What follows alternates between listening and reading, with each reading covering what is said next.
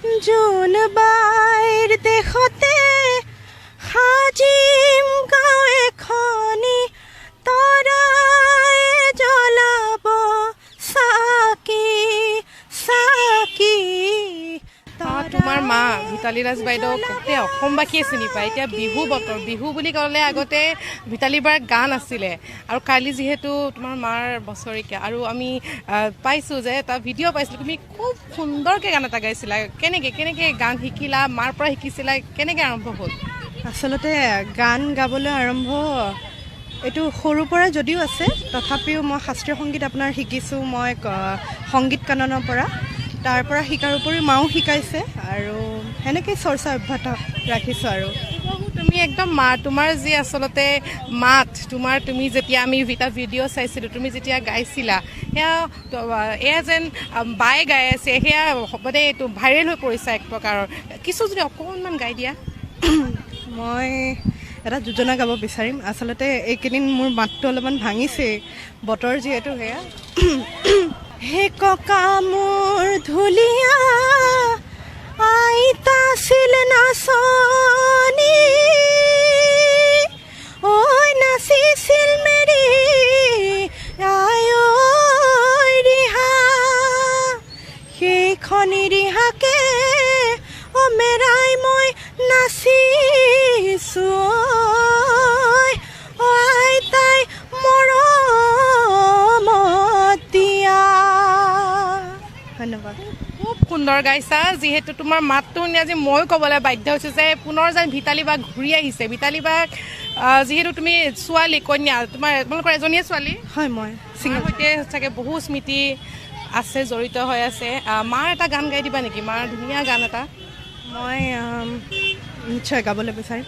বহুত পুৰণা গীত হয়।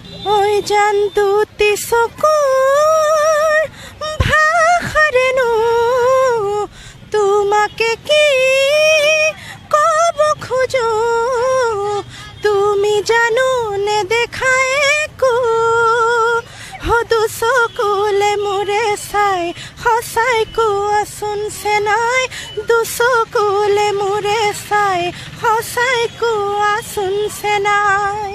পৰৱৰ্তী সময়ত কিবা পৰিকল্পনা আছে নেকি? এতিয়াতো মই বৰ্তমান সাংস্কৃতিক জগতত আগবাঢ়ি যাবা, কিবা ভাবিছা?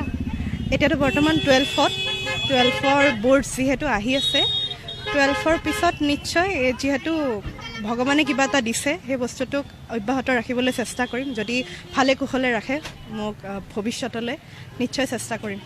আৰু মই যদি এইখিনিতে কওঁ, যিহেতু তুমি চাগে সৰুৰে পৰা মাৰ গান শুনিয়ে ডাঙৰ হৈছা, কেনেকুৱা তুমি যে গান যেতিয়াৰ পৰা গাবলৈ শিকিছিলা, মায়ে কৈছিলা এনে তুমি নিজেই আগবাঢ়ি গৈছিলা? মাৰ সপোন আছিলে নেকি তুমি এদিন ভাল গান গাবা?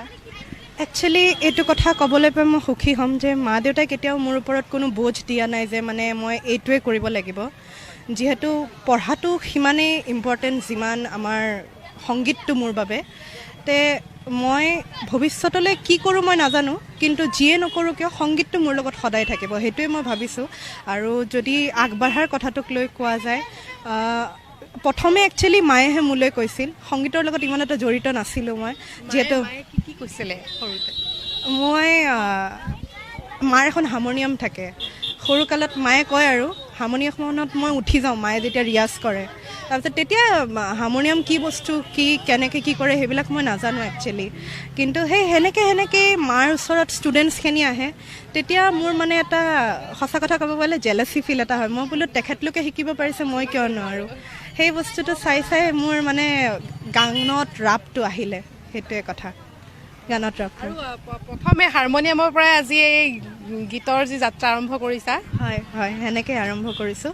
এতিয়া বৰ্তমান মই সংগীত কাননত তবলা শিকি আছোঁ, যিহেতু মোৰ দেউতা নিজে এগৰাকী তবলা বাদক হয়, সেইবাবে। পিতৃ মাতৃ সেই তোমাৰ যিহেতু তোমাৰ পিতৃয়ে খুব ধুনীয়া তবলা বজায়, তোমাৰ মা ভিতালী বাক সমগ্ৰ অসমবাসীয়ে চিনি পায়। মাৰ যি গান আচলতে বিহু বতৰত এনেকুৱা আগত দিন আছিল যে বিহুৰ বতৰ আৰু ভিতালী বাৰ গান এয়া যেন ইপিঠি সিপিঠি।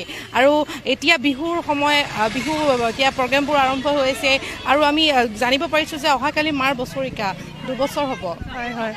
আচলতে এনেকুৱা সময় আমাৰ বাবে খুব মানে মনটো বেয়া লাগে, কাৰণ আগতে যেনেকৈ মই আপোনাৰ মাৰ লগত ঘূৰি ফুৰোঁ প্ৰত্যেকখন প্ৰগ্ৰেমে এই বস্তুখিনি যেতিয়া বেলেগ শিল্পী এগৰাকীয়ে কোনোবা এখন প্ৰগ্ৰেমৰ কথা কয় বা ৰাস্তাত মই স্কুললৈ আহিলে যেতিয়া বেনাৰবিলাক দেখা পাওঁ ৰাস্তাই পৰ্যন্ত মই য'ত বিহুতলিবিলাকত দেখা পাওঁ তেতিয়া মনটো অলপমান বেয়া লাগে যে আগতে মাৰ সেনেকুৱা বেনাৰ দেখিছিলোঁ এতিয়া মাৰ বেনাৰ নাই তথাপিও বহুত শিল্পীয়ে তেখেতক জীয়াই ৰাখিবলৈ চেষ্টা কৰিছে তেখেতৰ গীত পৰিৱেশন কৰিছে ষ্টেজত সেইবাবে মই প্ৰত্যেকগৰাকী শিল্পীকে ধন্যবাদ জনাইছোঁ আৰু সেয়াই আৰু এইখিনি যদি এটা মই কথা সুধোঁ তোমাৰ মা যিহেতু সকলোৱে চিনি পাইছিল সকলোৰে লগত খুব এটা ধুনীয়া সম্পৰ্ক আছিল শিল্পী সমাজৰ লগত আজি মা নোহোৱা 2 বছৰে হ'ল তেওঁলোকে অহা যোৱা কৰেনে অন্য শিল্পীহঁত তোমাৰ লগত যোগাযোগ ৰাখেনে আচলতে কথাটো কি হৈছে যে মই মোৰ সেইখিনি সময়ত কোনো যোগাযোগৰ ব্যৱস্থা নাছিল বা ফোন মোবাইল মোৰ তাতে নাছিল তথাপিও দেউতালৈ ফোন কৰে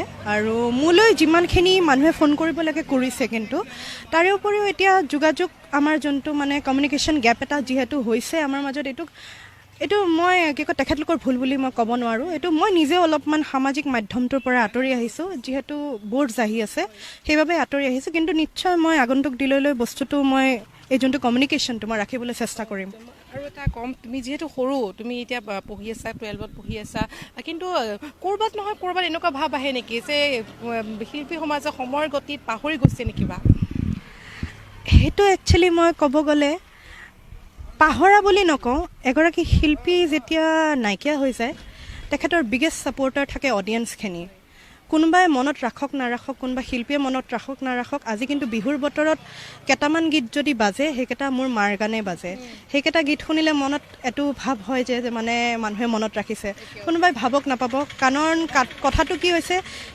প্ৰত্যেকগৰাকী শিল্পীৰ মাজত কম্পিটিশ্যন থাকে এইটো ক'বলৈ বাধ্য হ'মেই প্ৰত্যেকগৰাকীৰ মাজতে কম্পিটিশ্যন থাকিব কিন্তু অডিয়েঞ্চ হৈছে এগৰাকী যোন হৈছে নিৰপেক্ষ কাৰো পক্ষত নাথাকে তেখেতলোক যাক ভাল লাগে তেখেতৰ লগতহে থাকিব তে সেই হিচাপে যদি ক'ব যোৱা যায় মাৰ যদি এই গোটেইখন পৃথিৱীত আজি যদি নাম কঢ়িয়াবলৈ সক্ষম হৈছে মা সেইবাবে মোৰ দেউতা বা মই নহয় সেইবাবে মাৰ অডিয়েঞ্চখিনি খুব ডাঙৰ এটা ছাপৰ্টাৰ তেখেতলোকৰ বাবে কিজানি আজি মা আমাৰ মাজত মানে তেখেত নাইকিয়া হোৱাৰ পিছতো অমৰ হৈ আছে হয় তুমি যিহেতু এতিয়া খুব আমি তোমাৰ দুটি গীত শুনিলোঁ খুব ধুনীয়া তুমি গাইছা আৰু মাৰ যিহেতু তুমি কৈছা মাৰ হাৰমনিয়ামৰ পৰাই তুমি আৰম্ভ কৰিছিলা শিকিব মন গৈছিলে এয়া পৰিকল্পনা হয়তো এনেদৰে নিজক আগবঢ়াই নিবলৈ মাৰ যিহেতু সপোনো আছিলে হয়তো তোমাক লৈ মাও যিহেতু খুব ধুনীয়া গাইছিলে সকলোৱে মনত ৰাখিব মাক আজিও বহু অসমবাসী সকলোৰে মনত তোমাৰ মাৰ সেই গীতবোৰ আছে মাৰ নামটো সকলোৰে মনত আছে মাৰ সেই স্মৃতিবোৰ সদায় জীয়াই ৰাখিবৰ বাবে চেষ্টা কৰি যাবা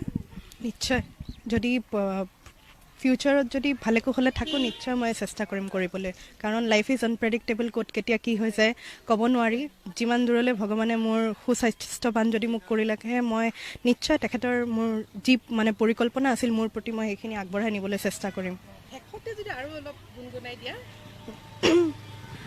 জোন বাইৰ দেশতে সাজিম গাঁও এখনি তৰাই জ্বলাব চাকি চাকি তৰাই জ্বলাব চাকি জোন বায়ে